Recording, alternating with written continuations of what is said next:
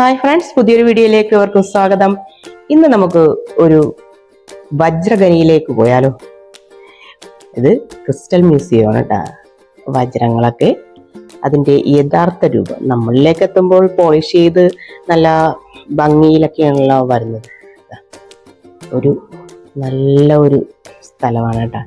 കാണാനായിട്ട് നമ്മുടെ കണ്ണുകൾക്ക് കുളിർമയേകുന്ന പല പല പല വജ്രങ്ങൾ എല്ലാം.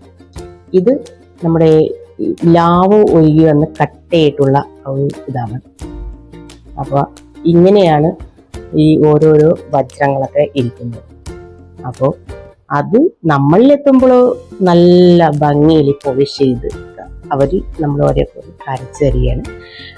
മരതകം, മാണിക്യം, ഇന്ദ്രനീലം, അങ്ങനെ ഓരോരോ വജ്രങ്ങൾ. ഇത് പേളായിട്ടുമാണ് കേട്ടോ. ഇത് പേള് നമ്മൾ ഇരിക്കുന്നത് കണ്ടിട്ടുണ്ടോ, ഒരു കക്ക പോലത്തെ ഇതിൻ്റെ ഉള്ളിലാണല്ലോ പേളിരിക്കുന്നത്.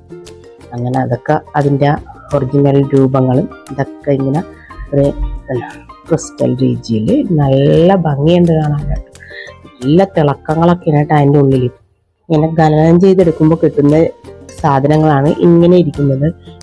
ഇത് നമ്മൾ കാണുമ്പോൾ നല്ല പോളിഷ് ചെയ്ത് നല്ല തിളങ്ങുന്ന ഇതായിട്ട് നമ്മളുടെ ആഭരണങ്ങളിലൊക്കെ വെച്ച് കാണുന്നു.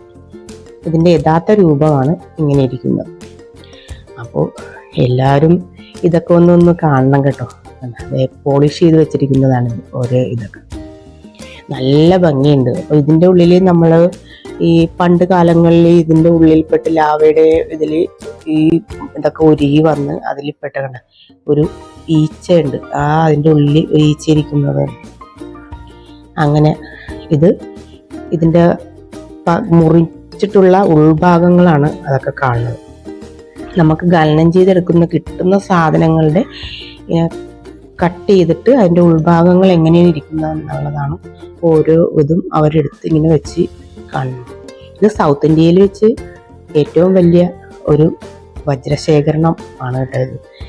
ഇത് ചെല്ലാനം, പള്ളിത്തോട് ആ സ്ഥലത്താണിത് സ്ഥിതി ചെയ്യുന്നത്. ഇത് ചേർത്തല തുറവൂര് വന്നു കഴിഞ്ഞാൽ ഇതിൻ്റെ ക്രിസ്റ്റൽ മ്യൂസിയം എന്നടിച്ചാൽ നമുക്ക് കറക്റ്റായിട്ട് അവിടെ എത്തിച്ചേരും. ഇത് രുദ്രാക്ഷം. അപ്പോൾ ഒറിജിനൽ രുദ്രാക്ഷമാണ്. അതും അവരെന്ന് നമുക്ക് പരിചയപ്പെടുത്തി തന്നു. പിന്നെ പണ്ട് കാലങ്ങളിൽ കപ്പലിൽ ഉപയോഗിച്ചിരുന്ന ഒരു സിഗ്നലിനായിട്ട് ഉപയോഗിക്കുന്ന ഒരു മെഷീൻ അവിടെ ഉണ്ടായിരുന്നു. അതും പരിചയപ്പെടുത്തി തന്നു. അങ്ങനെ അപ്പോൾ ഈ വീഡിയോ എല്ലാവർക്കും ഇഷ്ടമായെന്ന് വിചാരിക്കുന്നു. അടുത്ത വീഡിയോയുമായിട്ട് വീണ്ടും കാണാം. ടാറ്റാ.